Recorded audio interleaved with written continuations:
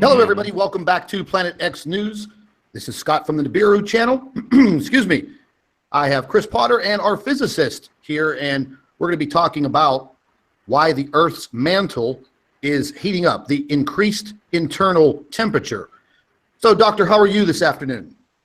I'm very well, thank you, Scott. And how are you? I'm doing pretty good. Christopher, how about yourself? I'm doing great. How are you? I'm not doing too bad. The temperatures are 81 degrees here. The chemtrails are out. They're blocking out the sun. Just absolutely incredible what they do. As soon as the blue sky appears, the chemtrail planes are out there like little spaceships, mucking up the sky. Makes you wonder. But anyways, ladies and gentlemen, we're going to be getting into an article, and the article that the doctor wrote is concerning the internal temperature increase in the Earth's mantle, and it is due to the presence of a brown dwarf star in the solar system. And this was dated just a few days ago, and she's been doing some absolutely incredible work. And over the course of the next several days, we're going to be having some groundbreaking information. We're still actually working on it at the moment, and we could have it back to all of you as early as tomorrow, possibly Wednesday. So definitely stay tuned.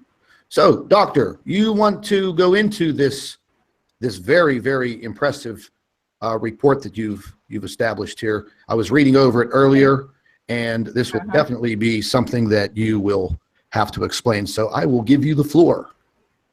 Okay, thank you, Scott.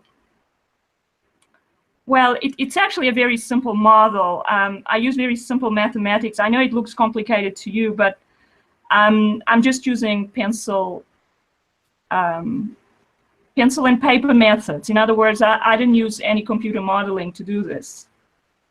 I just I make a few assumptions, which I think maybe I should talk about. Why are assumptions important? Well, you always start out a model by, you have to make assumptions because the model has to be simplified. It's not a real world model. I mean, the model models the real world, but it's never the real world because there are too many variables in the real world. So as far as I'm concerned, I like to start out by simplifying things as much as possible. I know that nowadays physicists like to make things a bit more complicated than I think they should be. And I mean, it's come to the point that, you know, people think that physics is good because it's very complicated. But I think you only need to complicate it more if the first result is not good enough. So you should make it as simple as possible, at least at the first attempt. So this to me is a simple model that I just wanted to see if I could get, if I put a brown dwarf star with a kind of a standard size and the standard magnetic field at a distance which is like halfway between the sun and the Earth, which is a kind of a standard for me distance. So that's the first assumption, that first of all there are brown dwarf stars in the solar system. Well, to me it's not that much of an assumption, but you know, I know that they are there and that they are in the inner solar system. So basically I assumed a distance that is reasonable to me. Okay, so you always try to make an intelligent assumptions. So I start out by explaining that brown dwarf stars come from white dwarf stars. They just cool down white dwarf stars. So they don't emit much visible light, which means they will have a surface temperature of about 1,000 Kelvin or less. So it takes a while for a white dwarf star to cool down to a brown dwarf star. But that's not what's important here. What's important is that they have very high magnetic fields. Because when white dwarf stars form, they collapse into a much smaller size. So they can go from being the size of the sun to being the size of the Earth. At least that's theoretically what's been decided. I'm not completely sure about that, but I'm using the standard astrophysical theory on that. So I'm taking a standard white dwarf that has cooled down to become a brown dwarf. So it's about the same size as a white dwarf, which is about the same size as the Earth, if the star initially was about the same size as the sun. Okay, so those are my initial assumptions. Okay, if you can scroll down a bit further, we can get into what I say after You that. can scroll down a little further. No, I think Yeah, that's please, Scott. Oh, okay. Well, I'm going to interrupt a little Okay. bit. Yeah. When you mention its magnetic field, and you mentioned the size, for example, the size of an Earth, is the mass increase on a star that goes from a, white dwarf Yeah, to a brown well, dwarf? actually, Is that a given, or go ahead? no, it doesn't actually lose much mass, but what happens is it becomes extremely dense, okay. Because it basically, well, the theory is that gravitational collapse, once the nuclear reactions have stopped, it collapses due to gravitational attraction towards the center, so it becomes very dense. Okay, my own observations have led to me to believe that what happens might be different from that, but I'm just using the standard theory here. So basically, the gravitational attraction causes it to collapse into a much smaller, much denser object than it was, especially in the red giant phase, where the outer layers are very diffuse and it's a very large star.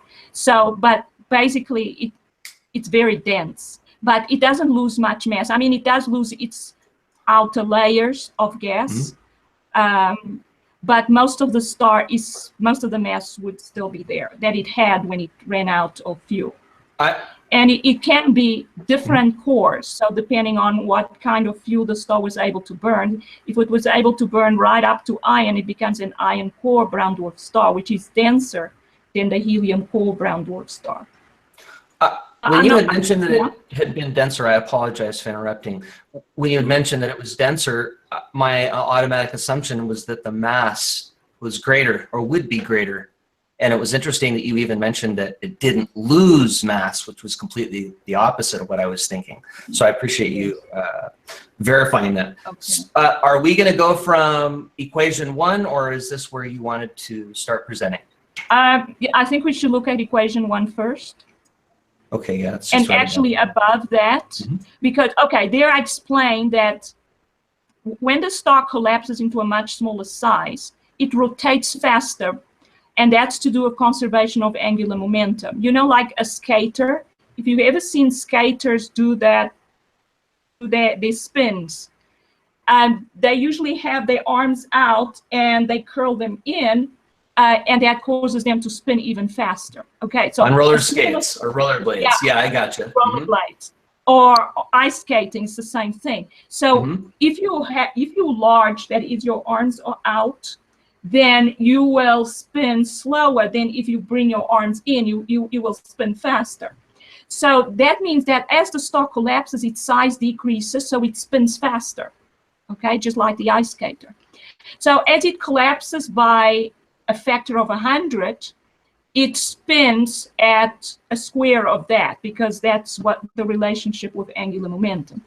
That's why if it initially had a magnetic field of 100 Gauss, it ends up with a magnetic field which is 100 squared times 100 Gauss, which is 1 million Gauss. Wow. So that, yeah, so it increases a lot, the magnetic field, when these stars form, when white dwarf stars form. And basically, brown dwarf stars will have the same magnetic field. There is a bit of a decrease with time, but I didn't go into that. So again, there is another assumption. I assume there's no decrease in the magnetic field. And obviously, you know, I ignored that. There should be a certain decrease, but I ignored that. But I started out with a standard magnetic field of 100 Gauss. And I do expect dwarf stars with much larger magnetic fields, like 1,000 times larger than the standard magnetic field. In Tesla, it's 100 Tesla. Okay, now our sun actually actually magnetic field is going to absolutely have an effect on any body that it's close to, and because that goes back into your analogy of the strong force, where it attracts one another. Yeah, I don't go into the strong force here. I just use the I know magnetic that, but field. I was just kind of stepping into that. Yeah. that for me visually, I could understand immediately the natural fluid, what am I trying to say? That was just the next naturally occurring thing to my mind because of the papers that you've put out. That was the first thing I thought. I can't word my freaking thoughts correctly. So I hope you understand. Sorry. Yeah, no, I do understand that we have to go into the strong force when we realize that there are stars being attracted to the sun. But in this model, I don't mention that at all. I just deal with the magnetic field and the effect it will have on the Earth by heating up the Earth's core, okay? Perfect. So I just wanted to have an idea of what effect the standard kind of brown dwarf star would have on the Earth's mantle, how much of a temperature increase it would create. So that's what you do when you model. You know, you forget about all the other stuff. You focus on one thing. And here I focus on the magnetic field and its effect on the Earth. So then I have to have a magnetic field that changes. And I just say, well, it changes because the brown dwarf star is rotating. And as we know, brown dwarf stars rotate much faster than larger stars for the same reason that the skater spins faster as it decreases in size. So that's to do with angular momentum. So I just give it a simple magnetic field with a periodic change given by the cos function. So I say, well, the magnetic field changes with time. It's got B is the constant strength. C naught is what I'm going to use to vary it with distance. And then the cos of omega t is how it varies with time, and it's periodic because the cos function is like a wave function. It goes up, comes down to the middle, keeps going down, you know, like a wave on the sea. So the C naught is the parameter that takes the distance between the brown dwarf and the Earth into account. And the magnetic field is just 100 Tesla, which I calculated initially that a standard brown dwarf star would have.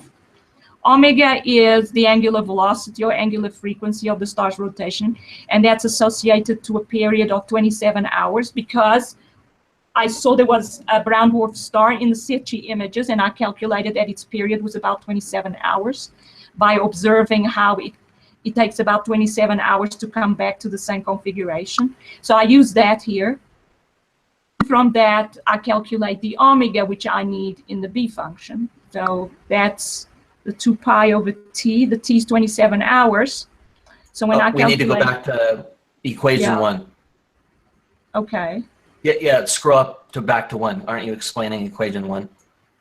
Yeah, I was, but it's okay. Oh, I thought you were actually going to repeat the actual equation itself. You're just kind of giving a... okay, I can. Well, please do that, because I thought that was extremely important. The mathematical side of your presentations, because I don't see anybody else out there making any mathematical equations of any type in this regard, and I want to just have you emphasize that. Thank you. I'll be quiet now. Oh, okay. That's okay. Thanks for the questions, Chris. All right. So, Scott, you need to scroll up a little bit more so I can look at the equation 1. Okay. There we it's are. at the bottom. It'll be a number 1 on the right instead of the left. Just jumps about. She put the going down. There you go. It's right there. It's at the very bottom. There we are. Okay. So B is the constant. It's 100 Tesla. C naught is to take into account. It's a parameter to take into account the distance between the brown dwarf star and the Earth. The cos function is a wave function that makes it vary periodically. Okay? A cosine, right? Cosine? It's the cosine function, yes. Okay, and the omega... C naught is the C and the little 0. Yeah, that's the C naught. Right. The reason I'm saying this is because I have no friggin' idea what I was looking at. And you actually had to write the equations out for me. And that's how I'm able to present the material. And I'm not afraid to admit that. So I wanted to actually understand what you were saying and how you were reading it. So cosine, and then that next symbol is the omega symbol, right? Yes. Is it? That's from Latin? Or is it from Greek? That's Greek. Yeah, it's a Greek letter. Yeah. In physics, you guys use a lot of Greek symbols in physics? Yeah. Okay, so I had no idea, and that's why I asked. Thank you for explaining that. And then T Is And what you T- were mentioning is Tesla. No? No. That's the small t, and That's it lowercase represents t. time. Ah, So that's what it was. it's measured in time units like seconds or days or hours or light years. Usually we use seconds. Okay. Okay, the capital T is the unit, the standard unit for magnetic fields. That's the Tesla. Awesome. But some people prefer to use the Gauss, but we usually convert from Gauss to Tesla because Tesla is the standard unit. Okay. Gotcha. So basically, that's the equation. So now we can go down to equation 2. Okay, so that gives you how I calculate the angular frequency. The angular frequency is the number of radians in a circle, which is 2 pi, divided by the period of the star, which is 27 hours. And then that's written in terms of radians per second. That's the standard unit for angular velocity. Okay, so that I will just plug into the equation at the end. So I just wanted to calculate what that was. And then I looked at what to do with C naught, and I made it so that the magnetic field decreases as a 1 over r squared. That's the standard way. Well, magnetic fields can decrease as 1 over r squared or over 1 over r. If they decrease over 1 over r squared, they decrease much faster than the 1 over r. And the 1 over r squared decrease is called the inverse square law. A lot of forces and interactions in the universe seem to decrease at that rate. So it's a standard way of making forces decrease. So then R naught is just a constant. It's just there to keep the units correct. So it's got the unit of meters. And then the little r is about half the distance between the Earth and the Sun. The distance is 14.5 times 10 to the 7 kilometers, or 145 million kilometers. So I just made it 70 million, or 7 times 10 to the 7 kilometers. Oh, okay. Go back up for a second, Scott, for me. Thanks. On 2, I have to ask you 2 questions. Okay. You have to please explain what radian is and what angular frequency is. All right. So we usually measure angles in degrees, and we know they are 360 degrees in a circle. Okay, so we all know that. But we can also measure it in terms of radians, where we use the fact that the circumference of a circle is 2 pi r, 2 pi times r. Okay, and then another way of measuring angle is to just make the angle equal to the arc length, which is a portion of the circumference of the circle, divided by the radius of the circle. So a 360-degree angle is equivalent to the full circumference of the circle, which is 2 pi r, by the radius of the circle, which is r. And if you can picture that, you have 2 pi times r divided by r gives you just 2 pi. So that means 360 degrees is equal to 2 pi. But that it is now measured in another unit, which we now call radians. Yes. Okay, so 360 degrees is equal to 2 pi radians. So 180 degrees is a half of 360 is equal to pi radians. Okay, so that's how we can convert from one to the other. And the radians are useful because if the angle is small, we can substitute the sine function, sine of theta. If theta is in radians, we can just use theta instead of sine theta. Theta, so that's how you say it, theta, not theta. Okay. Yeah. Oh, you can use theta as well. Oh, okay, okay. I usually. Interesting. So I'm following you, actually. So a radian is a unit of measure. Yeah, it's a unit for measuring angles. It's a different unit from degrees, that's all. Well, thank you for explaining it.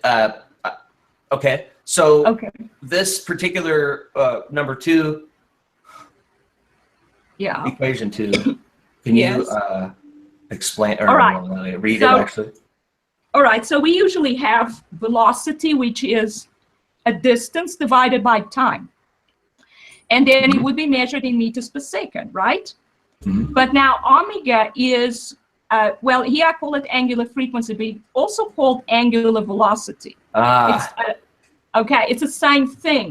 Gotcha. Okay. Angular velocity then is an angle divided by a time instead of a distance divided by a time. Mhm. Okay, so that's the difference between angular velocity and velocity. Notice we use the omega. The omega looks like two V's together. Mhm.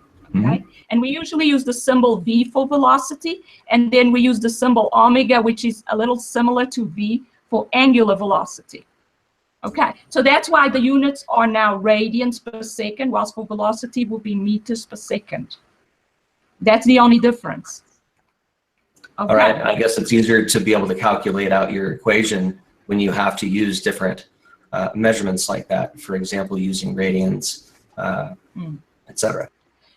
Yeah, you see, because angular velocity and angular frequency is the same. And Oh, okay. an object that is moving around in an orbit, it will get back to the same position in the time. For this one, it's 27 hours.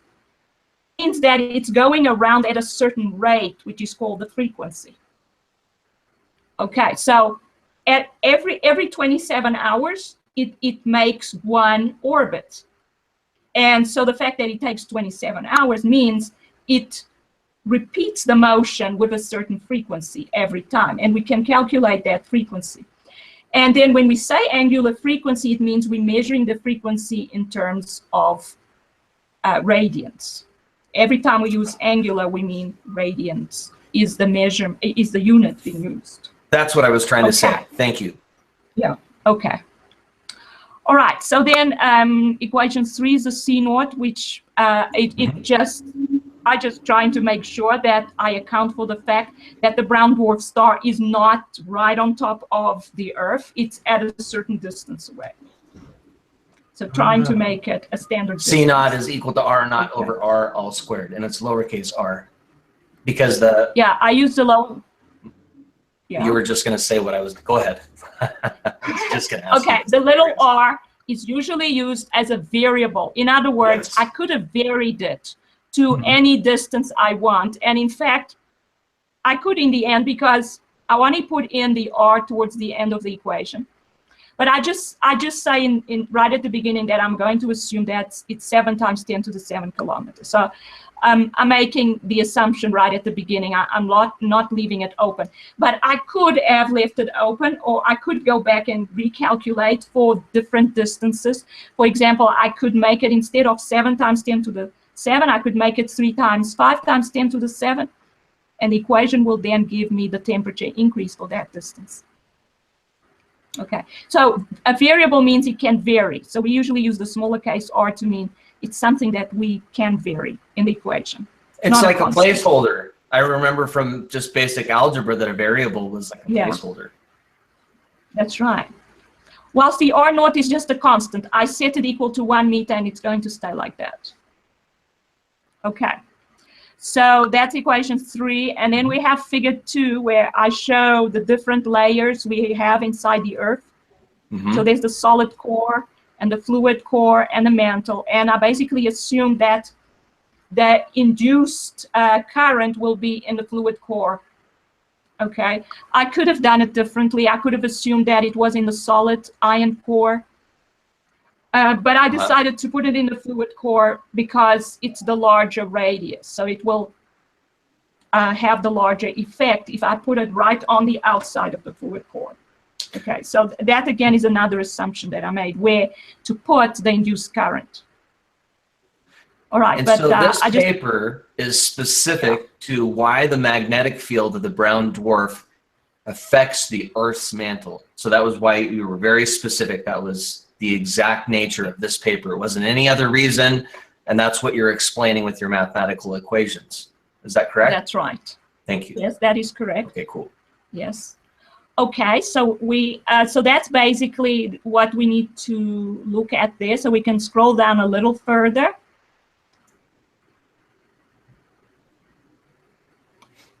Okay, in the meantime, I can say that I'm going to look at what the temperature increase will be in the mantle, because when the mantle expands, it will put pressure on the crust. So basically, but then in the next diagram, as you can see, I only show the Earth's liquid core and the Earth's core.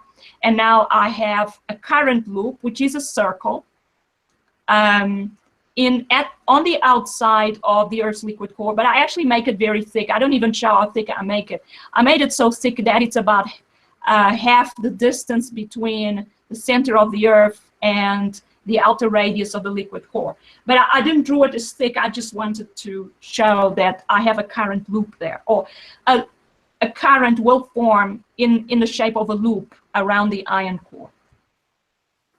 So, and I show the direction of the current. The current will be in a certain direction. Doesn't matter if it's in that direction or the reverse direction. It just will flow in a certain direction around the iron core.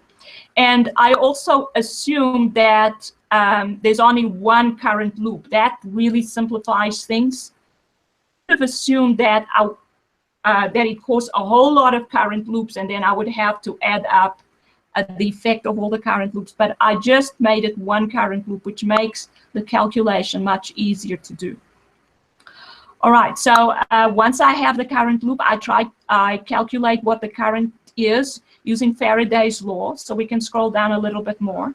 You do so well on those graphics, by the way. They're just perfect on how you explain things, because some of us, like myself, are not wired to understand math in any way, shape, or form. So I am very slowly following along, but steadily. So I appreciate your patience with me. Oh, good. Thank you for, I like drawing diagrams. I think pictures say a lot more than words. Yeah. Because a picture, you can write a whole essay and then you represent it with a picture, and you can instantly see what you would take half an hour to read all the words. So that's why I really like explaining things with pictures. All right, so the equation is a standard equation. It's called Faraday's law. It's one of Maxwell's equations in the simplified form that Faraday came up with first, and he got it from measurement. He measured that a change in magnetic field, and it's got to change, causes a change in, causes a current to flow in another circuit nearby. Okay, so that current is called the induced current.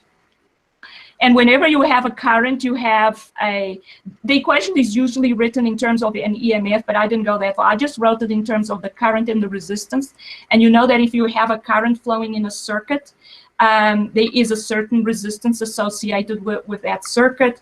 There may even be resistors on it. So current and resistance always go together. So in this equation, I have current. I solve for the current. And the rate of change of flux, that's the d theta by dt. So d theta divided by dt, that's a derivative, which gives you the rate of change of flux. And basically, if the flux changes, then we're going to get a current. That's basically what the equation says. I know derivatives are a little bit more difficult to understand, but it means that something has to change in order for that function to have a positive value. If nothing changes, then d theta by dt will be 0. That's basically what it means. All right, so R is the resistance in the liquid core, because now we're going to assume the liquid core is like a circuit, okay, in which we're going to have a current flowing. So it will have a resistance associated with it. And the flux is the magnetic flux. Okay, I don't actually calculate the whole thing here, but I just put in the flux is basically the magnetic field times the area in the that it penetrates.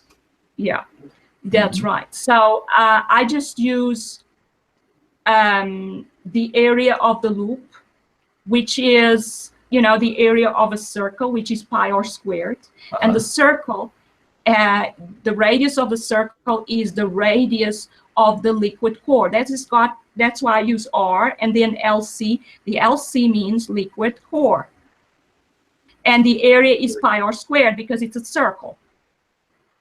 Right, and then when you differentiate the function for B, what you get out is in front is the omega. That was in the cost function. It comes out, and now you can write it together with the C naught, and the C naught and the B was in front of the cos. And then when you differentiate, you get another omega multiplied with those two. That's so we're looking at number 5 right now. Yeah, sorry, we're looking at number 5. So number 5 follows from number 4. So what I did was I performed the operation of differentiating the flux, which is, I don't give all the details. I guess maybe I could have given more details here, but I didn't. I just that, and that's where the omega comes from. It comes from performing that operation given by d phi by dt. And then I say, notice, I say maximum current, and I leave out the cost function. When you differentiate the cost function, you get a sine function. But the maximum value of a cos or a sine function is 1. So basically, I just am saying, by saying the maximum current, I'm saying, okay, I'm going to, instead of writing sine or cos, I'm just going to say it's 1. And I leave out the cos and the sine from then on. That's easy. Okay. All right. Yeah. All right, then I end up with that equation 5 for the current, which is the area of the loop divided by the resistance times the C naught times B times the omega, the angular frequency, okay? And then I want to know what to do about the resistance. I need to calculate the resistance of the liquid core. Why? Is because I cannot calculate the current if I don't have a value for R. I know B, I know omega, I know C naught, I know the radius of the liquid core, and it's, I give it as, well, it's in the diagram as well, it's 3,500 kilometers. So I know RLC, I know C naught, I know B, and I know omega. Now I need to know what R is in order to calculate that current. Okay. So what I do is I looked up what measurements have been made about the core's resistance, and it's usually given not in terms of resistance directly, but in terms of resistivity or conductivity. Okay, so I looked up the measurement for conductivity. So I got that out of a paper that I found on the internet. I know I don't give references, I should have probably, but that's what I did. And the value then that I obtained is 1.5 times 10 to the 6 per ohm per meter. So from that, you can calculate the resistance. There is a standard equation for getting the resistance out of conductivity. And that's equation 6, and your capital R. That's equation. Right? Yeah. Okay. And that's right. And that uses the length of the resistor divided by the thickness given in terms of the cross-sectional area of the resistor. Then the resistor basically, I assume, is now that current loop that we have, that I drew in that diagram of the current loop in the liquid core. So the length of this resistor is the length of that current loop, which is a circle. So it's the circumference of the circle. So it's 2 pi times the radius of that loop. So that's RLC. And divided by the cross-sectional area of the loop, which there I write as d squared. Okay, and I assumed here it was a cross section. It was a square cross section. Okay, so that's the simplest one to work with. So I assume that, and I made it of half the size between the center of the Earth and the outer radius of the liquid core. That's why it's a half times RLC. Okay, so that's a half of 3,500 kilometers. So from that, we can scroll down some more. And that's divided by sigma d squared. Now we're going to go ahead and go to number 7. Yeah, it's a little, all right, yes. Is that right? All right, so then I plugged in for the resistance. And it's a little bit of algebra to get to that current value.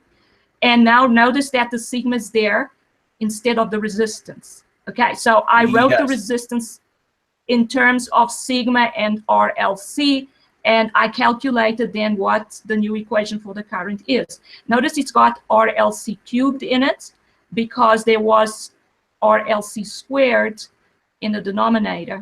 Okay, there was because of the d squared.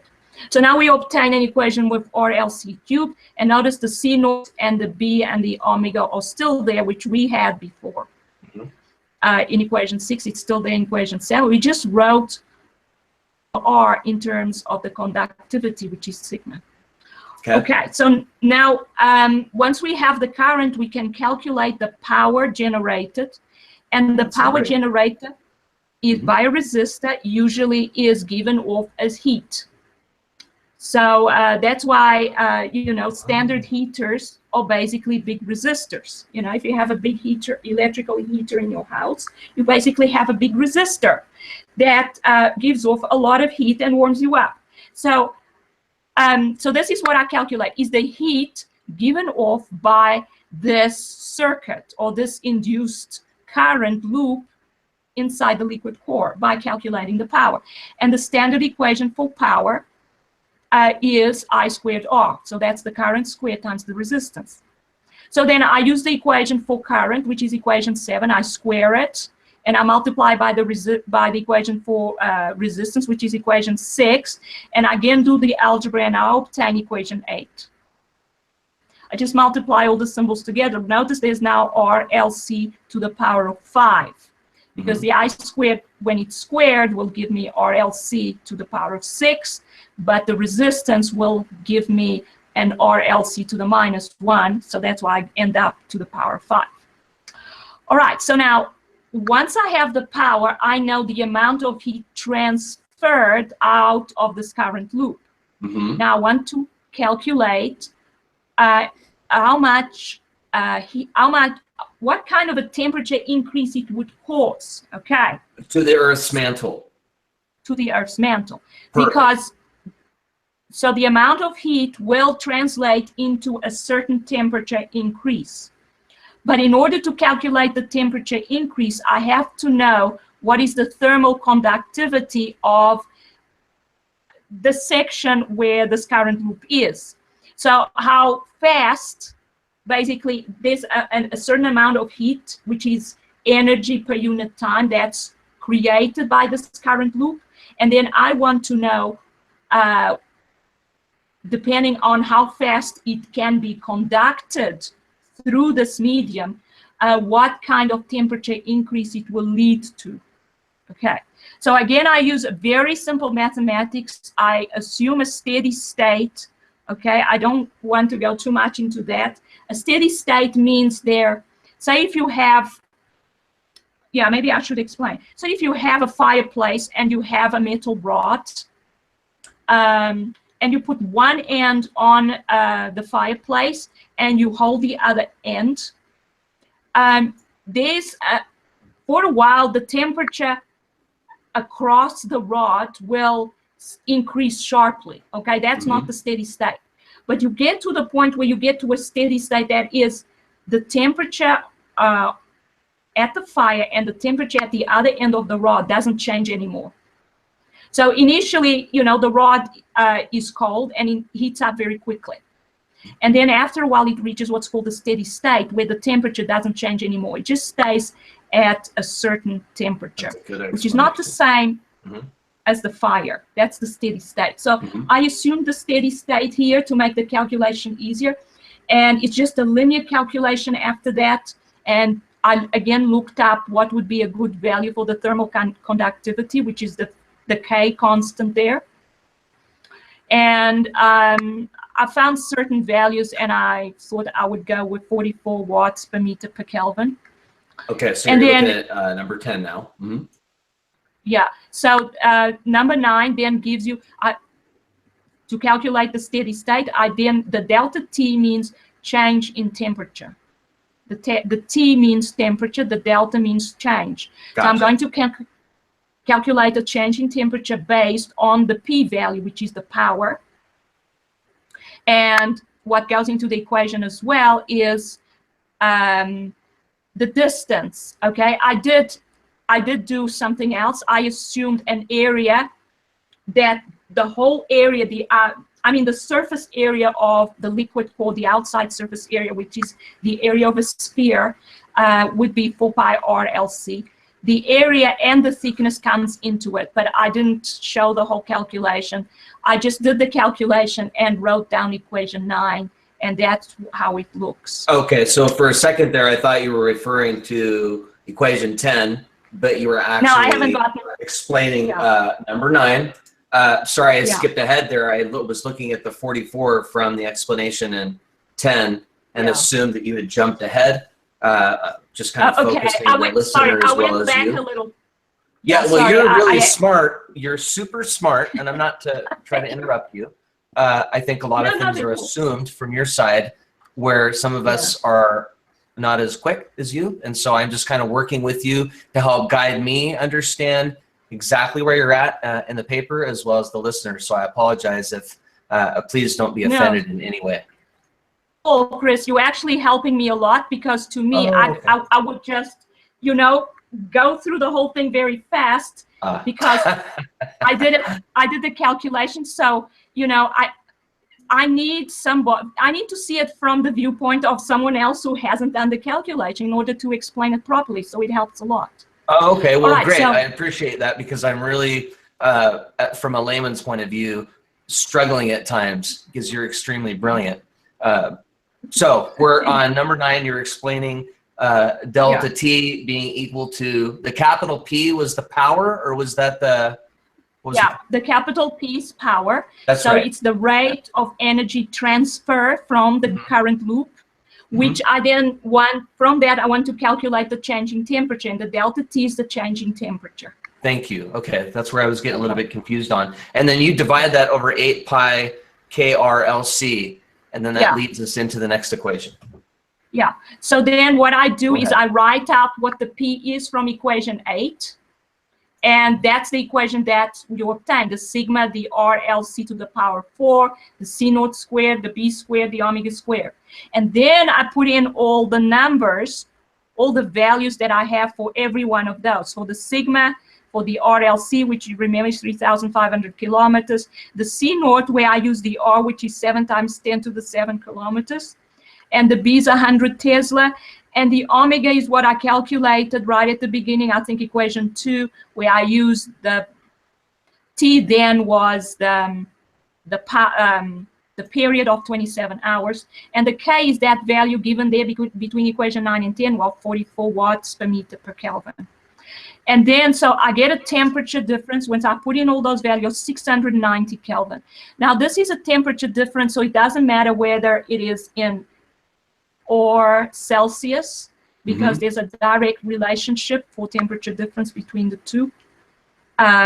So it doesn't matter. It's 690 Kelvin. But then I figure out what the Earth's temperature is at the core, which is 5,700 Kelvin. So this would mean a 12% temperature increase.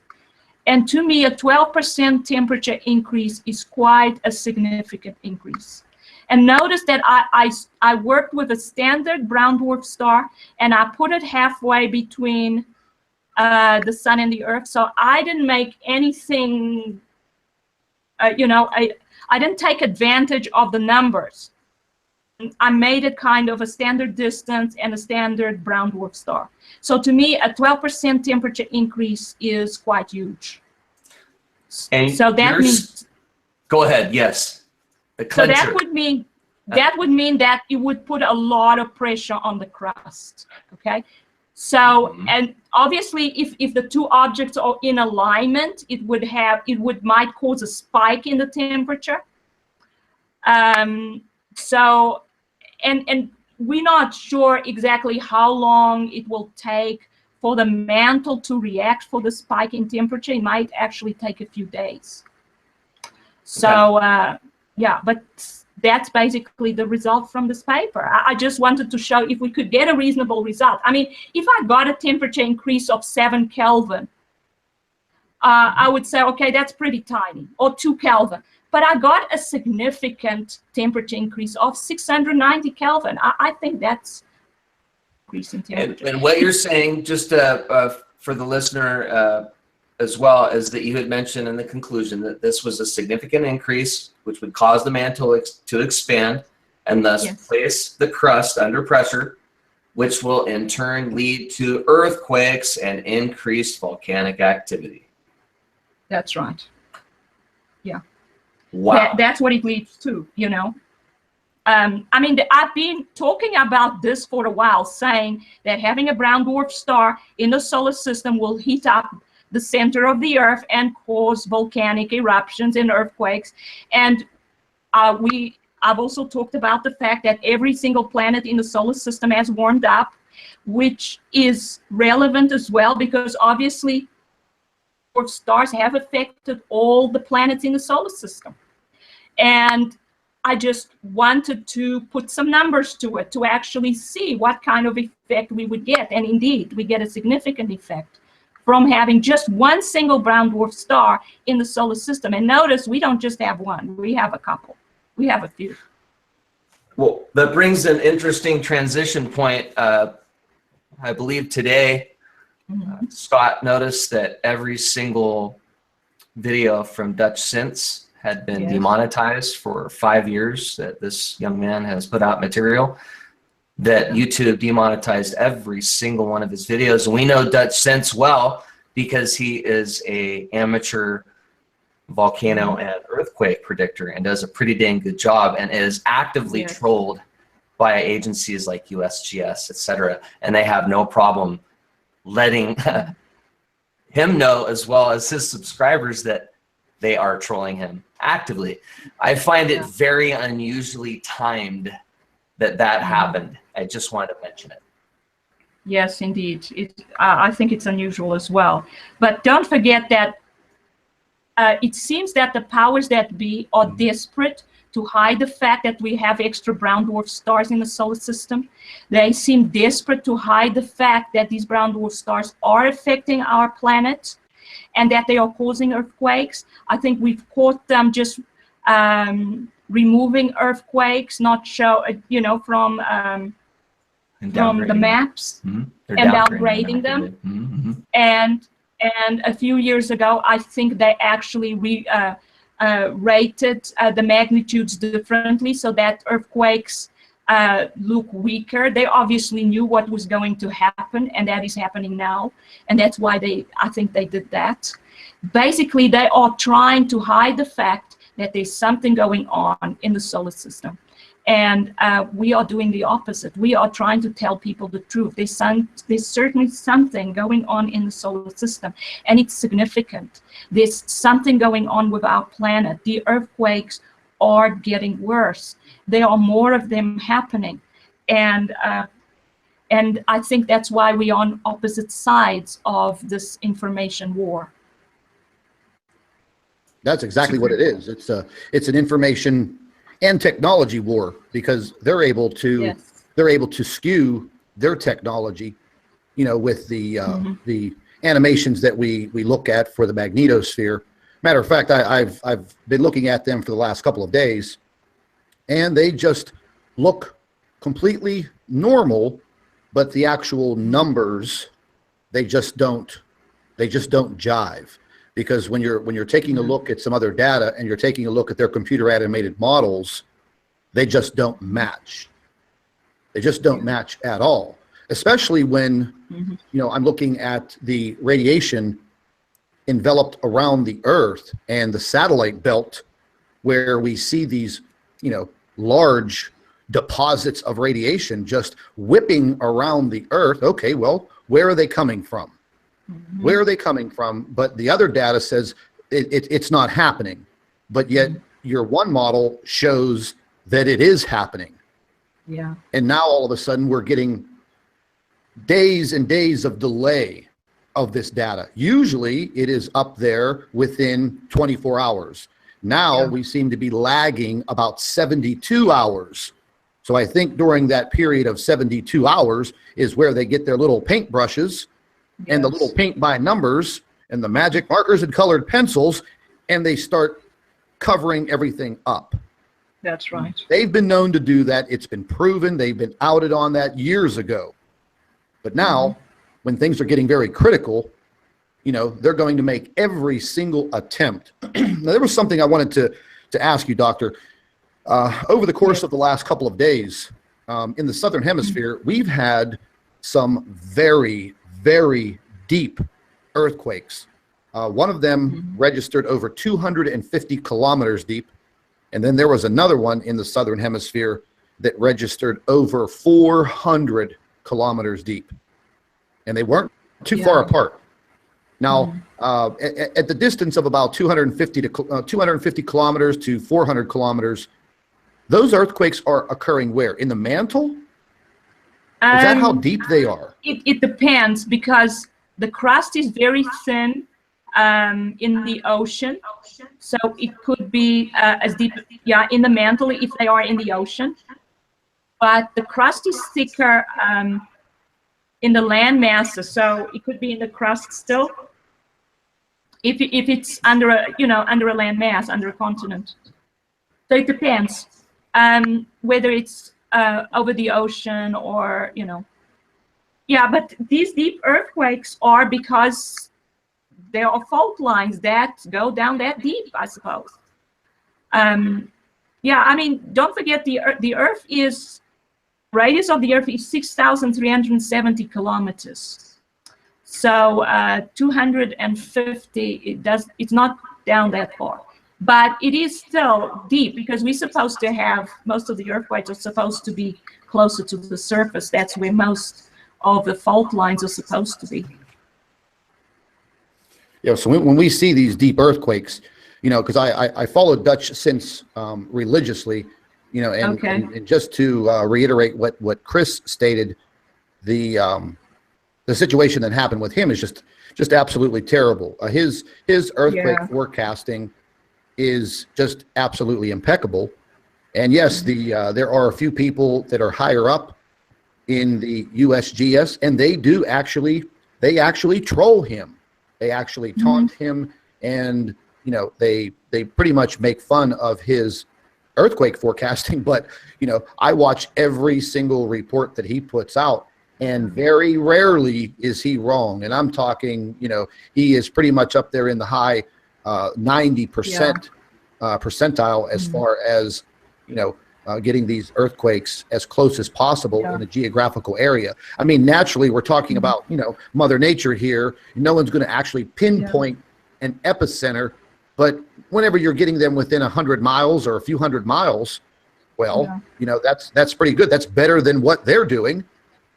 Yeah, well, I haven't watched him for a while, but I think his logic is sound, because as he sees an earthquake happening somewhere, he deduces that it's going to affect the next fault line, or it's going to travel along the next fault line and impact a certain land mass adjacent to that. I think his logic is sound in the way he does that.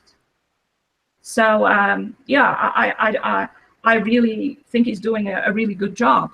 Much better than USGS, which is probably why they troll him. Yeah, there's jealousy. There's no doubt about that. And I think you're right. I think there is some jealousy. I think he could probably walk into the USGS and take over the whole operation. Yeah. And make you do a better job. Yeah, we know that would never happen. So basically, do you think that we have a dual combination effect right now on the Earth? For instance, the high impact of the particles from these coronal holes, and the combination of the presence of the brown dwarf, that these two factors, they have to be at the top of the list, like number 1 and 2, as far as what is creating the earthquake situation on this globe. Yeah, well, you see, what we have is we have brown dwarf stars around the sun. I think these brown dwarf stars are not as strong magnetically as another brown dwarf star that seems to be, or have been up to now, in the outside of Earth's orbit. And the magnetopause reversals happen when the Earth is in alignment with this very strong magnetic brown dwarf star and the sun. So I calculated where it was in October of 2016, and I calculated, using the magnetopause reversals of 2016, that it was somewhere between Jupiter and Saturn. I got 6.9 AU as its distance from the sun. And now I have just calculated it again, because there was that, I don't even call a magnetopause reversal, I call it a magnetosphere collapse that happened on March 14th. And I've calculated that again, and I've calculated that it's much closer now than it was then. I know that Chris hasn't put out the video yet, so maybe we should leave it for another interview. What do you think, Scott? Yeah, we'll go ahead and we'll work on that, possibly maybe tomorrow or the next day.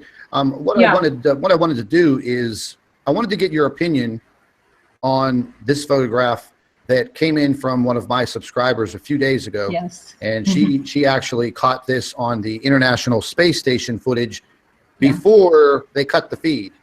And she, naturally, you know. Yeah, always a technical problem. The feed. You know, they have so many technical problems up there in that International Space Station, you know, so many glitches. I would actually be terrified if I had to survive all of that distance above the Earth, floating around in this tin can with all of these glitches and technical difficulties. I would beg for them to please come get me and put me back on the Earth. So I don't buy, you know, I don't buy all of these technical glitches. All of a sudden, when something appears in the sky, in space, right in front of the camera, I mean, they even caught one of the astronauts actually putting his hand over the camera to block a UFO that was zipping by in a V-shaped pattern, which we know that wouldn't be a space rock, meteor, or asteroid. That would have to be something with intelligence. But whenever my subscriber sent this photograph into me, I was pretty thrown back by what I saw. And I examined the photograph for hours and hours and hours and changed multiple filters. And I used, oh my goodness, I think I used over 15 different photographic techniques to bring out these two objects. Yes. And you know that we've seen this striped object many, many times. I've taken photographs from it from webcams in Australia. I have a telescopic photograph of it from one of my subscribers from last year that was able to, you know, capture this by accident, really. Yeah. You know, I mean, the gentleman thought, you know, well, first he didn't even know what he was looking at. And then he sent me the photograph. And then it was many, many months later that we discovered this large striped object was now appearing in, you know, other photographs that were coming from the International Space Station. And as soon as it's seen, they cut the feed. Yeah. But what do you actually think about this object? All right, the striped object. It looks like a planet. It seems to be reflecting a little bit of light, so it's probably being illuminated by a star. So if it's being illuminated by the sun, we would have to place it where the sun is or below the sun. So that would make it absolutely huge. As you can see, I mean, if that was the standard size of the sun, that light source, and I'm going to say it's not the sun, but if it was the sun, this object would be larger than the sun, or maybe the same size as the sun. And I mean, planets are not usually the same size as stars. I mean, so it could be that the light source that we're looking at. I mean, I've seen many, many photographs over the years of the sun, you know, in space. This object doesn't look anything like what I've seen many, many years ago. This just looks completely artificial. It looks like a bright halogen flashlight. Yeah, I think you're right there, Scott. Notice the little object a little below the light source. Okay, it's bright, so it looks like it's emitting light. Okay, and you can see it shaped pretty well. I mean, it's not quite as bright as the sun, but it's nearly as bright as the light source. So I would say it's a star. Plus, if it was being illuminated by a star, probably not. We'd probably see it as a crescent, like we see the planet, the large planet with the stripes. So that object to me looks like a star. It's very bright, but it's in focus. Look at it. We can see its outline clearly. It's in focus. Whilst the object that we're supposed to think is the sun is completely out of focus. And there's no reason why it shouldn't be out of focus. I mean, if the little object below it is in focus, why shouldn't the sun be in focus? If it was the sun, there's absolutely no reason why it should be, but yet it's not. So what I think it is, it's and look at that. It looks even worse there. Yeah, this photograph has the full color. This was okay. This photograph here is the actual original.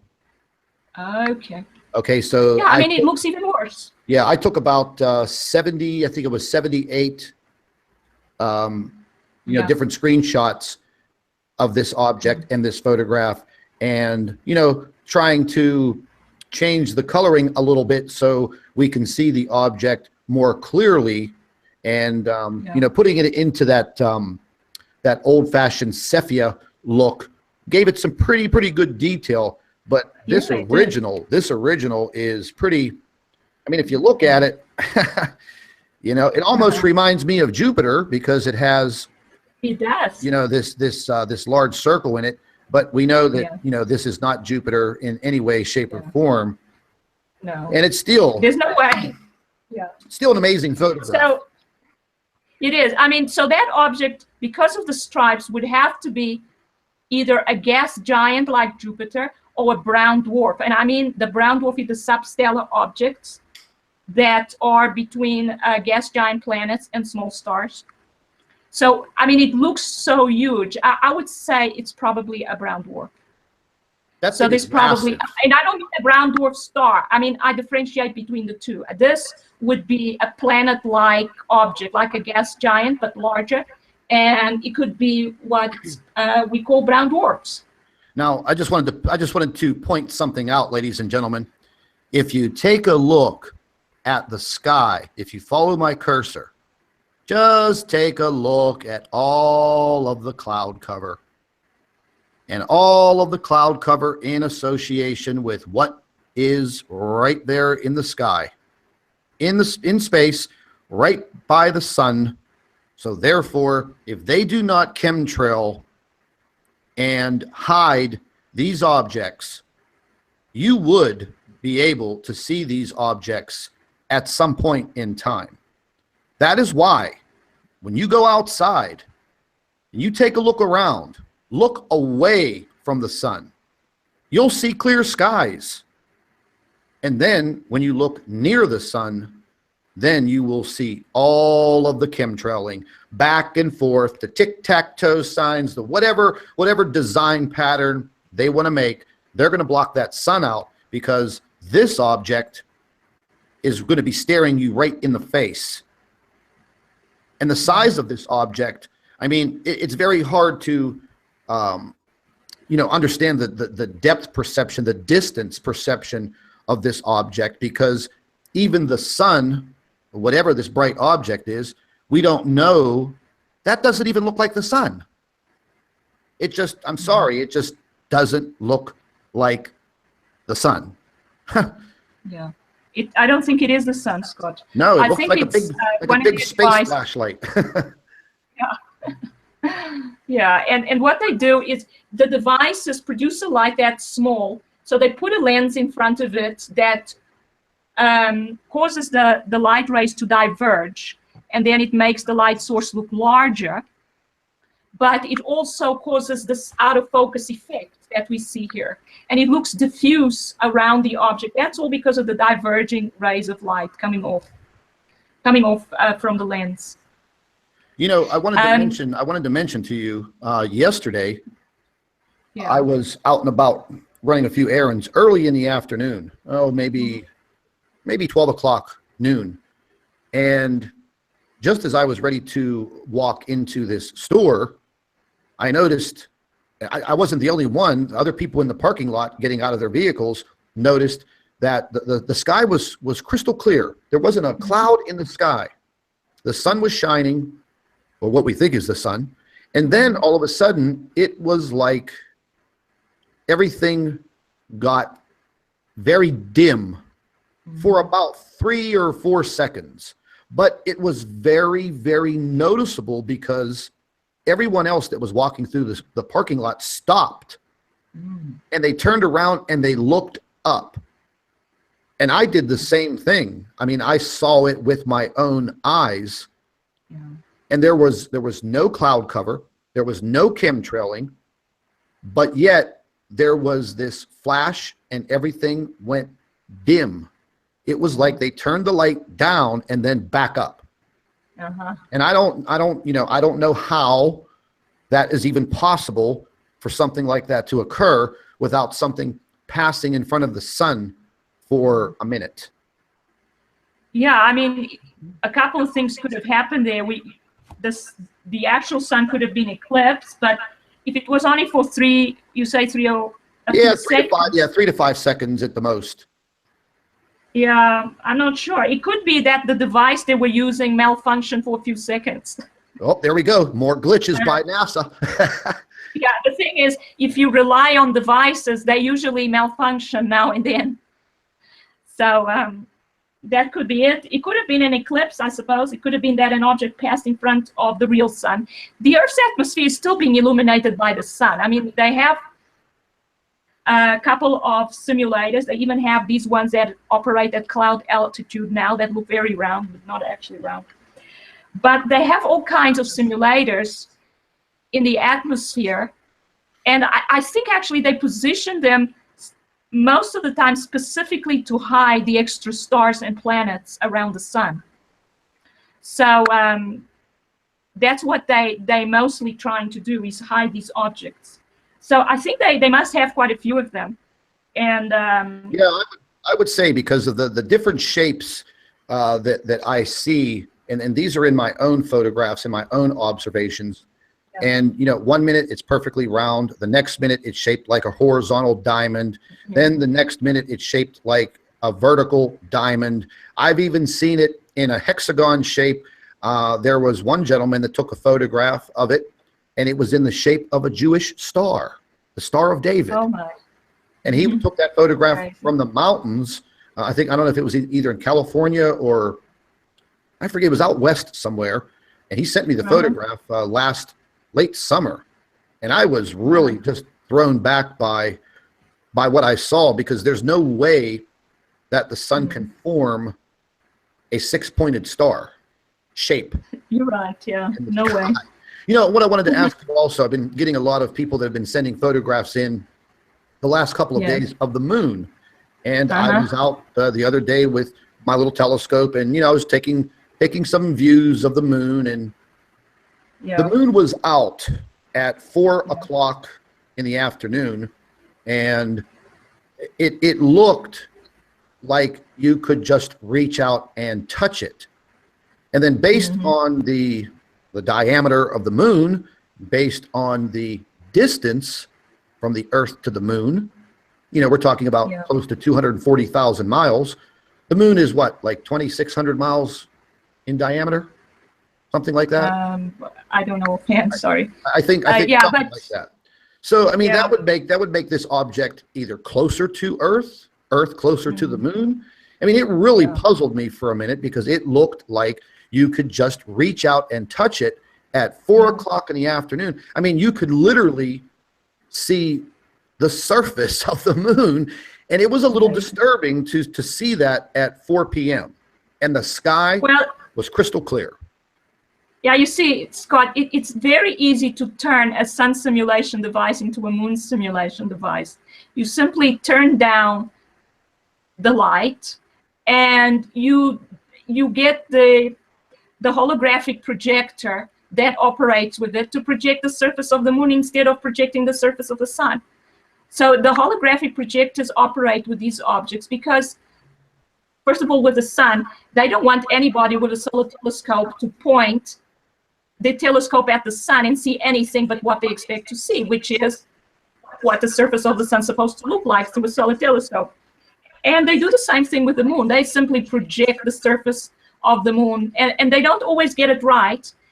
But that's why it looks so much closer, because the moon simulator is a lot closer, and the holographic projection is a lot closer. It's not the actual moon.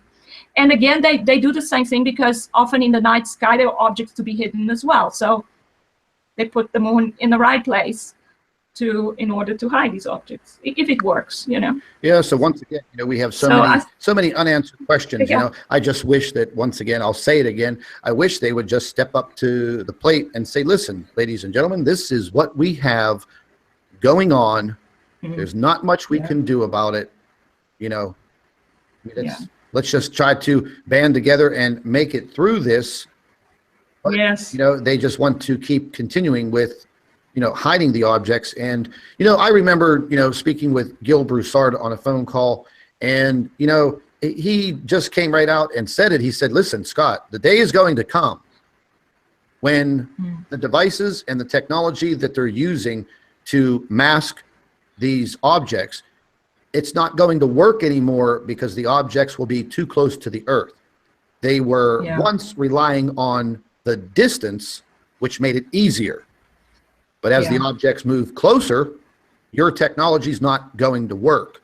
So then what's going to happen is people around the world are literally going to step outside and look up and possibly see something that they've never seen before.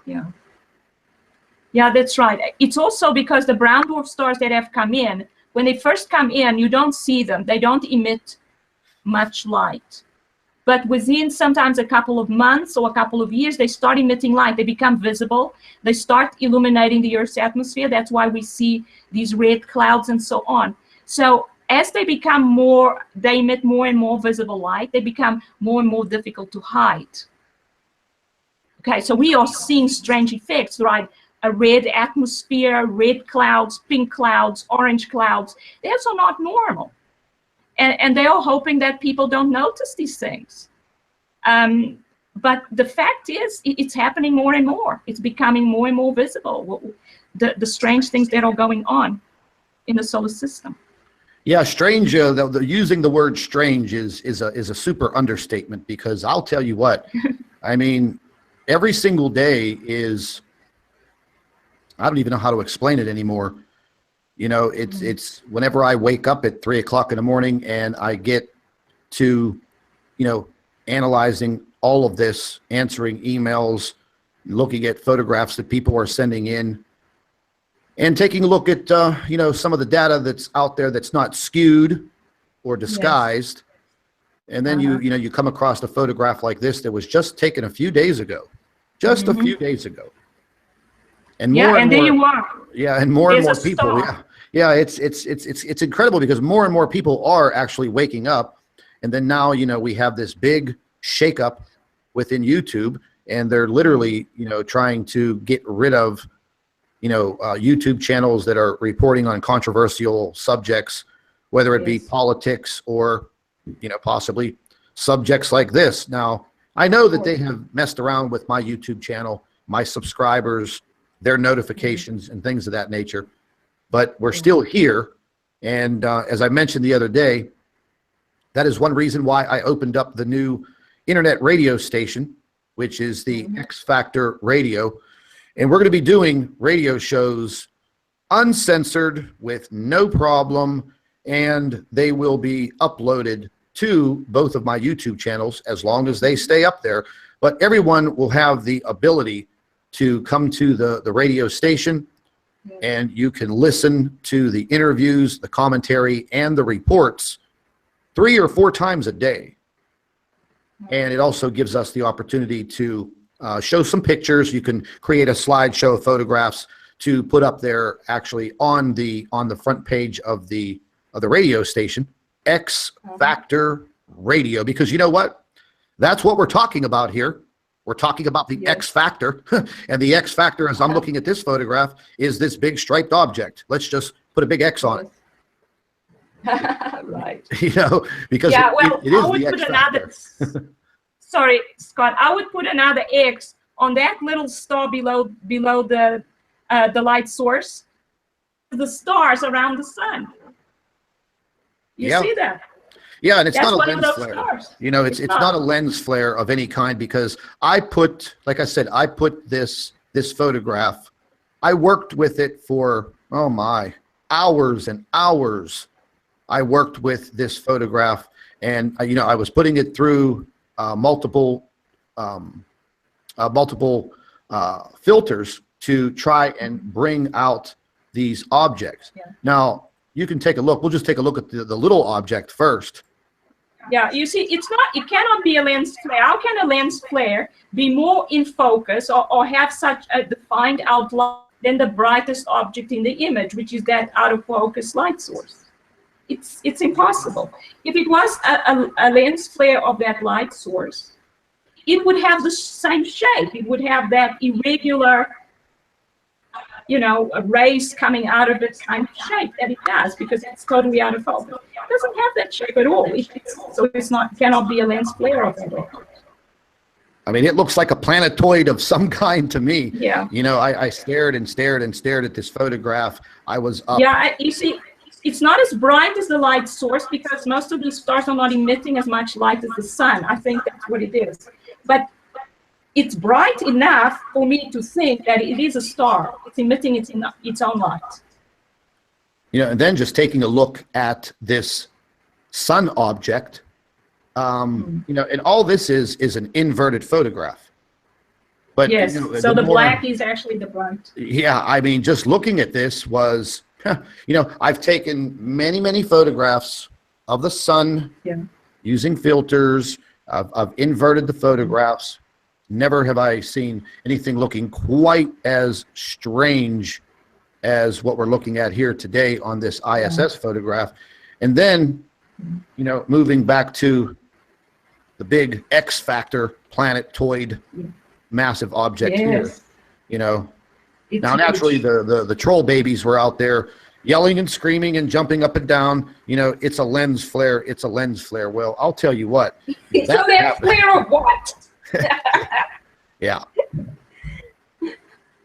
Yeah, tell your mommy. It cannot be a lens flare. Yeah, tell your mommy to buy you some glasses because, you know, I don't, you know, that's just an incredible photograph. It has to be one of the best photographs that we've had so far this year in 2017. Yes. And it's still absolutely amazing. And it makes me want to know exactly where this big bad boy is located. And I want to see, you know, an actual high definition telescopic photograph taken by NASA and all of their technology. And I want them to show it to the world. But we know that's not going to happen. No, I don't think so. Yeah, it would be nice to actually be able to see all these things. If NASA was actually doing what, you know, they were supposed to do, which is actually show us the truth. But I guess they will never do that. You know what I was actually thinking when I was looking at this photograph? I was thinking about the people in the space station, the astronauts. You know damn well that they're seeing these objects. And I mean, could you only imagine the fear that would set in if you were in this space station and you've never, in your career as an astronaut, you've never seen anything like this, but now you're looking out of one of the little porthole windows of this tin can in outer space with all of these technical glitches, and that is your view. Yeah. I would be screaming on the microphone to get me the hell out of space right now.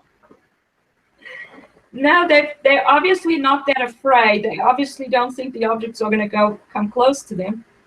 And they have gag orders, I suppose, so they will never, you know, speak about it.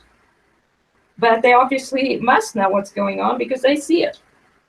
I mean, if they didn't see it, we wouldn't have this photograph. Exactly.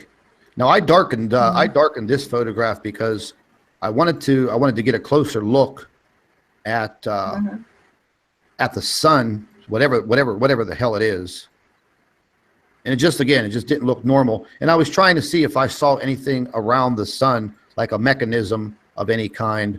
But then I started zooming in on that smaller object, And this smaller object, I mean, you can literally see a surface of some kind on it.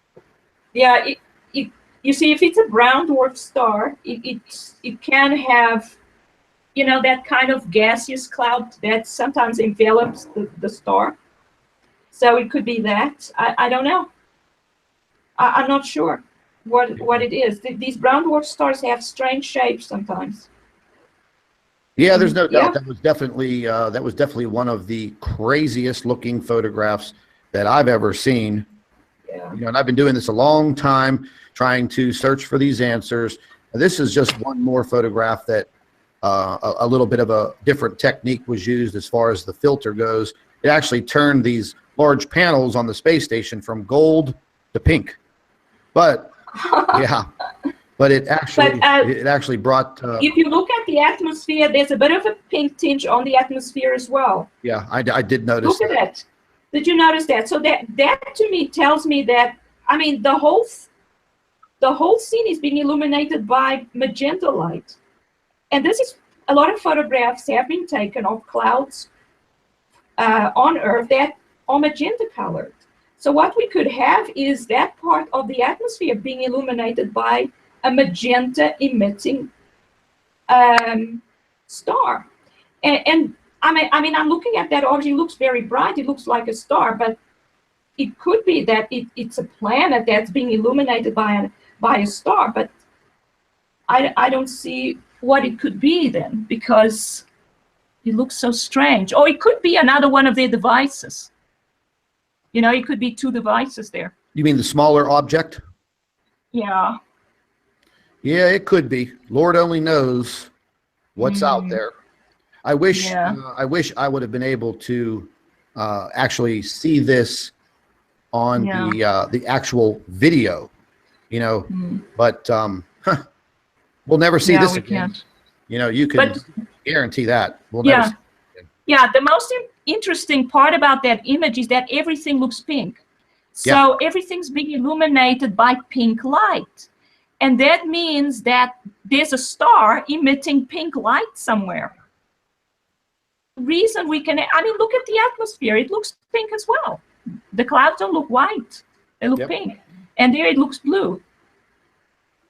Yeah, this was just another different filter, and I was just trying to bring out the definition in this object, and the blue actually, whatever I forget what the I see. Were you using filters? Yes, just these. It's actually a website that I use, and okay. a pretty sophisticated website, and there are over 50 different photography techniques that you can use to modify a photograph. You know, using gamma, exposure, the inversion.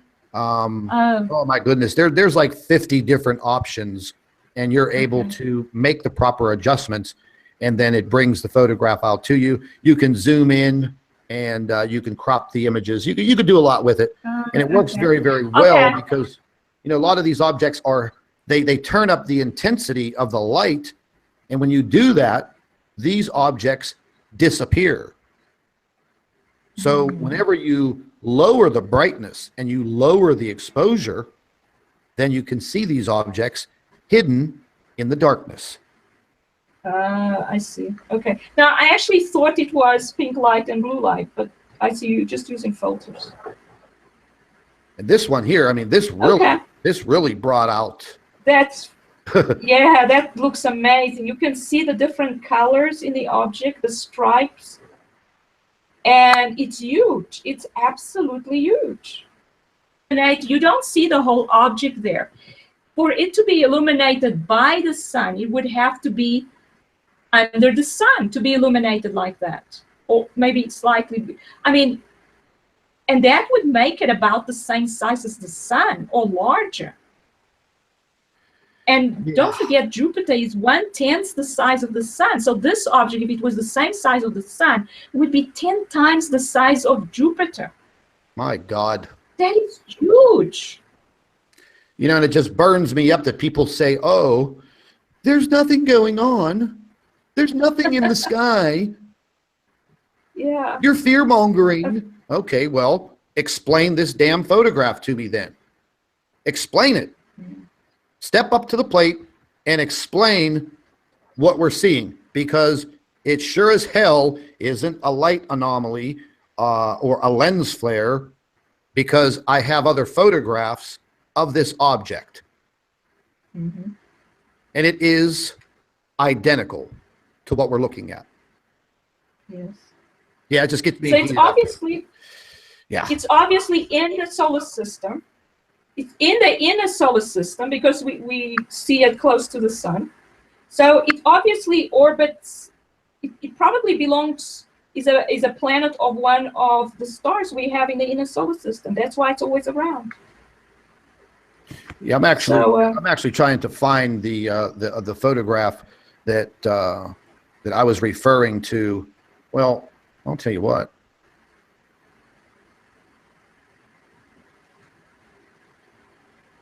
Here we go.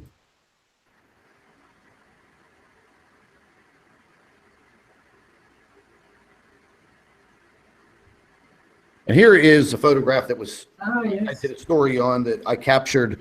I captured these photographs, and you've seen these before. I captured this photograph on a camera in Bondi Beach, Australia, and there it is. Wow. Well, it looks smaller there compared with the sun. There it looks. Now this is many months ago. This is probably 3 months ago.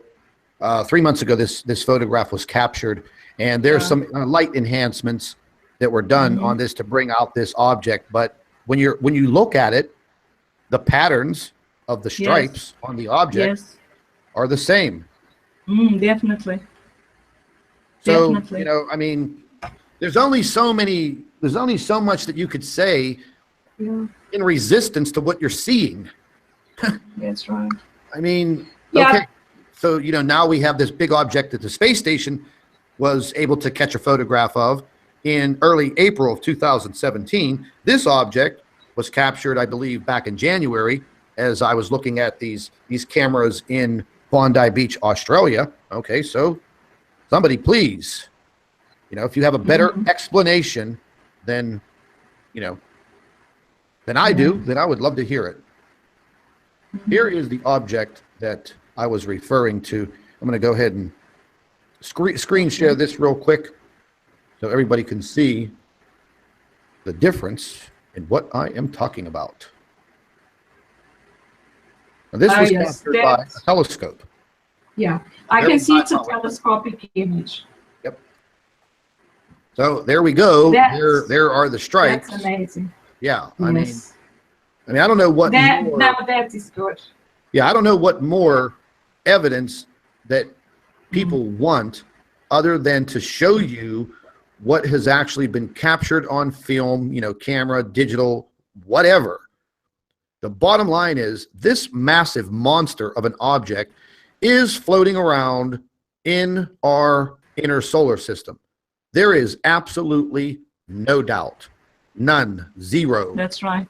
I mean, look, if you look at the object, I was looking at this mark right here, and I thought maybe this mark was something on the internal mirror of the telescope.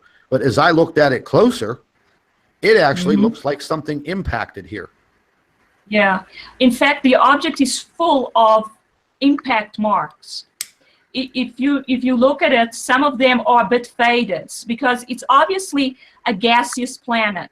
So when something impacts it, you can see a couple of faded craters. Something impacts it, it goes right into it and leaves a kind of a scar, and then it sort of fills in. You can see the large black one is probably a recent one. We can see right into the object one. You can see it's dark inside. We can see it obviously got impacted by something, and it left a hole. So it's quite recent. But we see these other ones that are faded and sort of filled in, and it just looks like an indentation. It's a little darker. So this obviously has been heavily impacted by other objects. Oh, there's no doubt about it. When I first got this photograph and I looked at it, I said, "Oh, wow, that's a cool picture of Jupiter." Yeah. And I'm like, okay, well, wait a minute, that ain't Jupiter. That's right. This photograph was accidentally captured. You You know, and then it's just an amazing photograph. It's a one of a kind. Yes. And I was looking at this black smudge up here. Once again, I thought it might have been dirt or something, a particle on the mirror in the telescope. Yeah. But then I started to think, well, you know, that could have been some type of a volcanic explosion, some type of a plume of, you know, a discharge of some kind, because it doesn't look flat to the surface. No, it doesn't. It actually looks like it is, you know, it is coming out of the surface and rising up into the, whatever you want to call it, the little atmosphere. Yes. But it is an amazing photograph, and it's, again, it's a one of a kind. And it's kind of unfortunate that the gentleman that took the photograph, I've actually lost touch with, because he's over in Europe, and they've done something to my YouTube channel. So a lot of the European subscribers, I had over 25,000 of them, and I was communicating with them all the time. People from Switzerland and Germany and Belgium, you know, and all of these countries. And now I very rarely hear from them. Yeah, that's a pity. Yeah, it is, because they were coming up with some very, very credible and incredible photographs and information. Yeah. It's very, very sad. It is indeed. Well, that's probably why the powers in that be blocked that. They didn't like that flow of information. Yeah, because I know I probably opened up some eyeballs whenever this photograph and this video came out about this big monster. Because in order to capture that with a pretty sizable, you know, ground-based telescope, this is just one hell of a photograph. It is. It's amazing. But I guess sooner or later we will definitely find out what's going on in our solar system for a fact.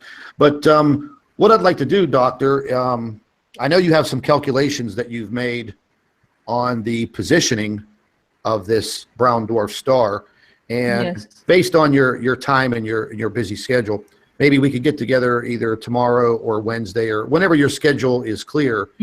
Yes, sure. Maybe you could bring forth, you know, some of your calculations, and maybe we could get a bead on where exactly this object is, and maybe we can get, you know, 50,000 sets of eyes out there, and maybe somebody will come up with an absolutely incredible photograph that will stun the world.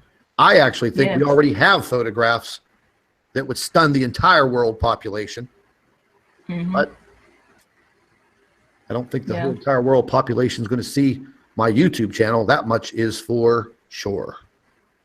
Well, maybe the more of them will listen to your radio programs. I hope so. I hope so. I've been letting everybody know that the link for the Blog Talk Radio, X Factor Radio, the link is in the description box. You can go ahead and click on that link, go directly to the station, and click on the follow link and set your notifications up, because we're going to start with our programming probably in about 2 or 3 days. I'm just working some things out and learning how to use the dashboard, and we will have call-ins. There'll be a call-in number for the viewers, and we are going to get down to the point where we're going to have the viewers, the subscribers, the ordinary people on this globe getting on the telephone, getting on the radio show, and I want to hear their voices. I want to hear their words. I want to hear what they have to say, each and every person's observations. I want to hear your story, and that's exactly what we're going to do. We're also going to have other guests on the show that have done very in-depth investigations pertaining to Planet X. So, Doctor, any last words before we end our program? No, I'd like to thank you, Scott, for letting me go through my paper and explaining my calculations. That was fun. You know, no disrespect, but your calculations, that mathematics, oh, that brought back nightmares from high school. Oh my God. So sorry. Oh my Lord. I had to take 2 Tylenol because all I could hear, I went to Catholic school, and all I could hear was the sister smacking me with that little wooden ruler because I just could not comprehend that type of mathematics. And thank God that, you know, we found you and you found us, and it's been really, really interesting listening to you and having someone with your intelligence level to help all of us explain this, at least in terms that we could understand. And it was absolutely, just absolutely amazing looking at your mathematics. I don't know how that sounded just now, but your mathematics are very beautiful. Thank you, Scott. That's lovely. If you just want to hang tight with me for a second, okay. Go ahead and let everybody know. Listen, ladies and gentlemen, once again, you know, we're trying to come back and deliver to you some groundbreaking information in this research and in our investigations. I hope it opens up your eyes. I hope that it is your awakening, and I hope that you do understand that there is something or some things in our inner solar system that may possibly be a major threat to our planet. I don't think that it's going to be a threat to our existence, but in the future, it is definitely going to play a role in what happens on this planet. And it already is. As I've mentioned before, time and time again, all of the signs are there. And this is not going to be an event that lasts for just one day. What you're looking at now is the precursor to what will come. And preparation is something that everyone should do, even if you just do a small amount of preparation.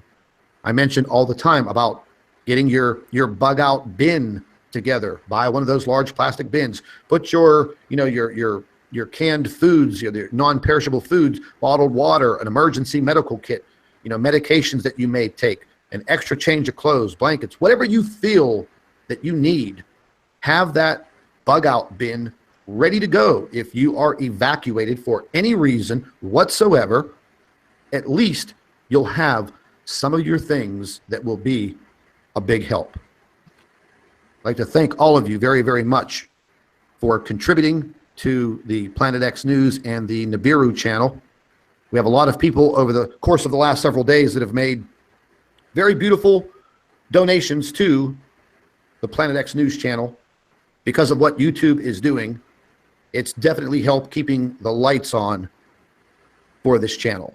And hopefully YouTube gets everything straightened out and we can go back to investigating what's happening and spreading the word and trying to awaken each and every one of us. So ladies and gentlemen, this is Scott and our doctor of physics from Planet X News. Thank you very much for watching. Hello everybody, welcome back to Planet X News. This is Scott from the Nibiru channel. Excuse me. I have Chris Potter and our physicist here, and we're going to be talking about why the Earth's mantle is heating up, the increased internal temperature. So, Doctor, how are you this afternoon? I'm very well, thank you, Scott. And how are you? I'm doing pretty good. Christopher, how about yourself? I'm doing great. How are you? I'm not doing too bad. The temperatures are 81 degrees here. The chemtrails are out. They're blocking out the sun. Just absolutely incredible what they do. As soon as the blue sky appears, the chemtrail planes are out there like little spaceships, mucking up the sky. Makes you wonder.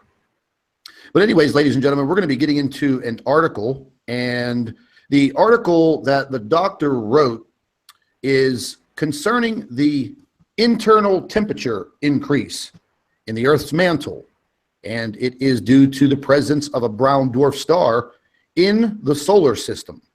And this was dated just a few days ago, and she's been doing some absolutely incredible work. And over the course of the next several days, we're going to be having some groundbreaking information. We're still actually working on it at the moment, and we could have it back to all of you as early as tomorrow, possibly Wednesday. So definitely stay tuned. So, Doctor, you want to go into this very, very impressive report that you've established here. I was reading over it earlier, and this will definitely be something that you will have to explain. So I will give you the floor. Okay, thank you, Scott. Well, it's actually a very simple model. I use very simple mathematics. I know it looks complicated to you, but I'm just using pencil and paper methods. In other words, I didn't use any computer modeling to do this. I just I make a few assumptions, which I think maybe I should talk about. Why are assumptions important? Well, you always start out a model by, you have to make assumptions because the model has to be simplified. It's not a real world model. I mean, the model models the real world, but it's never the real world because there are too many variables in the real world. So as far as I'm concerned, I like to start out by simplifying things as much as possible. I know that nowadays physicists like to make things a bit more complicated than I think they should be. And I mean, it's come to the point that, you know, people think that physics is good because it's very complicated. But I think you only need to complicate it more if the first result is not good enough. So you should make it as simple as possible, at least at the first attempt. So this to me is a simple model that I just wanted to see if I could get, if I put a brown dwarf star with a kind of a standard size and a standard magnetic field at a distance which is like halfway between the sun and the Earth, which is a kind of a standard for me distance. So that's the first assumption, that first of all there are brown dwarf stars in the solar system. Well, to me it's not that much of an assumption, but you know, I know that they are there and that they are in the inner solar system. So basically I assumed a distance that is reasonable to me. Okay, so you always try to make an intelligent assumptions. So I start out by explaining that brown dwarf stars come from white dwarf stars. They just cool down white dwarf stars. So they don't emit much visible light, which means they will have a surface temperature of about 1,000 Kelvin or less. So it takes a while for a white dwarf star to cool down to a brown dwarf star. But that's not what's important here. What's important is that they have very high magnetic fields, because when white dwarf stars form, they collapse into a much smaller size. So they can go from being the size of the sun to being the size of the Earth. At least that's theoretically what's been decided. I'm not completely sure about that, but I'm using the standard astrophysical theory on that. So I'm taking a standard white dwarf that has cooled down to become a brown dwarf. So it's about the same size as a white dwarf, which is about the same size as the Earth if the star initially was about the same size as the sun. Okay, so those are my initial assumptions. Okay, if you can scroll down a bit further, we can get into what I say after You can that. scroll down a little further. No, I think Yeah, that's please, Scott. Oh, okay. Well, I'm going to interrupt a little Okay. bit. Yeah. When you mention its magnetic field, and you mentioned the size, for example, the size of an Earth, is the mass increase on a star that goes from a, you know, white dwarf to a brown well, dwarf? actually, Is that a given, or go ahead? no, it doesn't actually lose much mass, but what happens is it becomes extremely dense, okay. Because it basically, well, the theory is that gravitational collapse, once the nuclear reactions have stopped, it collapses due to gravitational attraction towards the center, so it becomes very dense. Okay, my own observations have led to me to believe that what happens might be different from that, but I'm just using the standard theory here.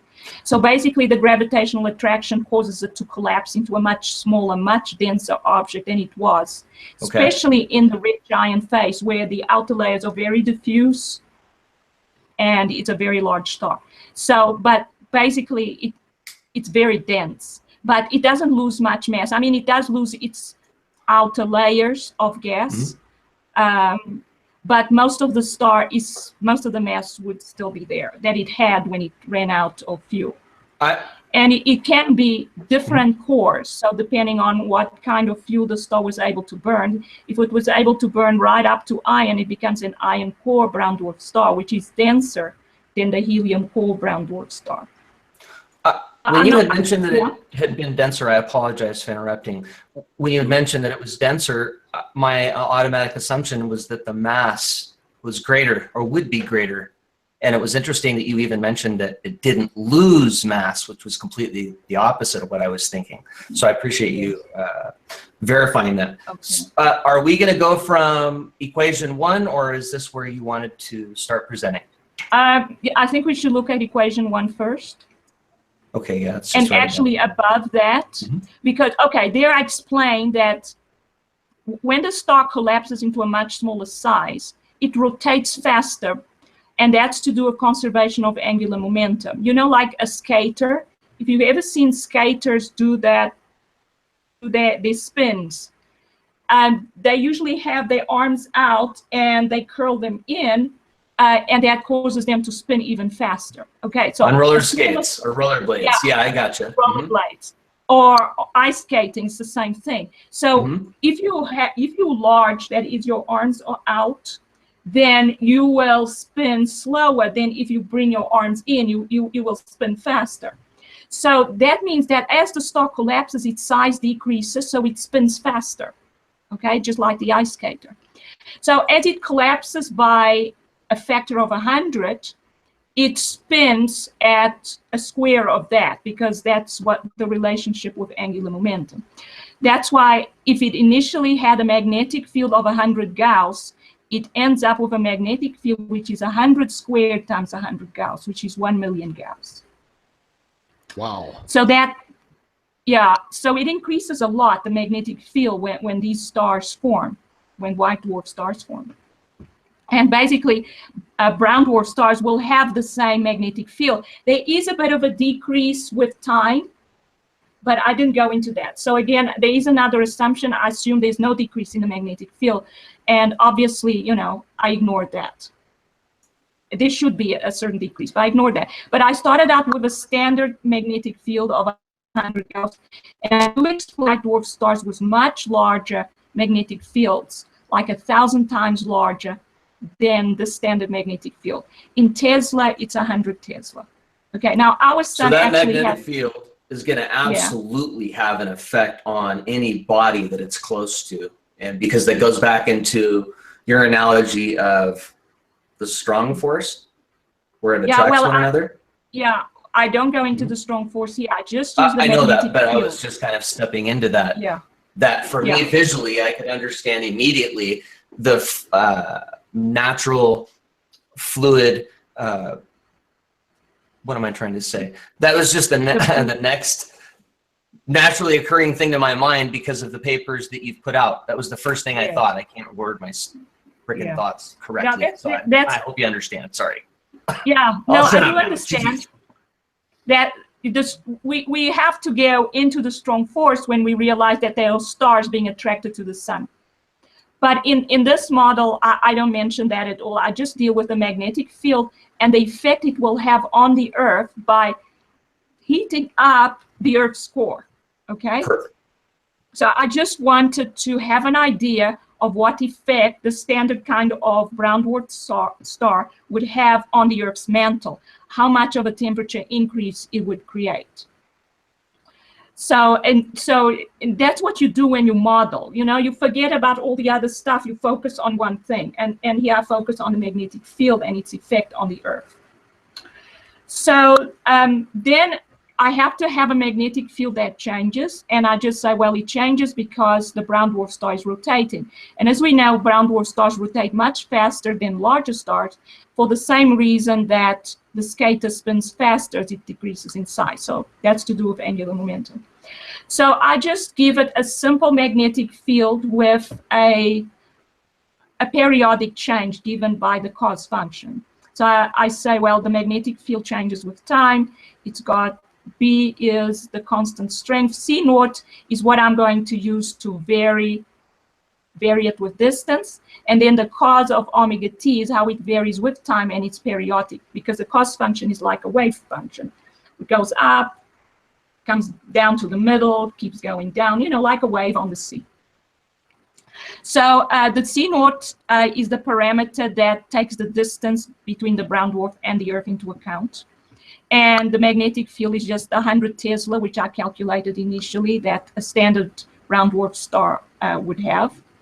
Omega is the angular velocity or angular frequency of the star's rotation, and that's associated to a period of 27 hours, because I saw there was a brown dwarf star in the Secchi images, and I calculated that its period was about 27 hours by observing how it takes about 27 hours to come back to the same configuration. So I use that here. From that, I calculate the omega, which I need in the B function. So that's the 2 pi over t. The t is 27 hours. So when I calculate... We need to go back to equation 1. Okay. Yeah, scroll up to back to 1. Aren't you explaining equation 1? Yeah, I was, but it's okay. Oh, I thought you were actually going to repeat the actual equation itself. You're just kind of giving a... Okay, I can. Well, please do that, because I thought that was extremely important. The mathematical side of your presentations, because I don't see anybody else out there making any mathematical equations of any type in this regard, and I want to just have you emphasize that. Thank you. I'll be quiet now. Oh, okay. That's okay. Thanks for the questions, Chris. All right. So, Scott, you need to scroll up a little bit more so I can look at the equation 1. Okay. Oh, there we are. It's at the bottom. It'll be a number 1 on the right instead of the left. Just jumps above. She put the going down. There you go. It's right there. It's at the very bottom. There we are. Okay. So B is the constant. It's 100 Tesla. C naught is to take into account. It's a parameter to take into account the distance between the brown dwarf star and the Earth. The cos function is a wave function that makes it vary periodically. Okay. A cosine, right? Cosine. It's the cosine function. Yes. Okay. And the C omega naught is the C and the little 0. Yeah, that's the C naught. Right. The reason I'm saying this is because I have no friggin' idea what I was looking at, and you actually had to write the equations out for me, and that's how I'm able to present the material, and I'm not afraid to admit that. So I wanted to actually understand what you were saying and how you were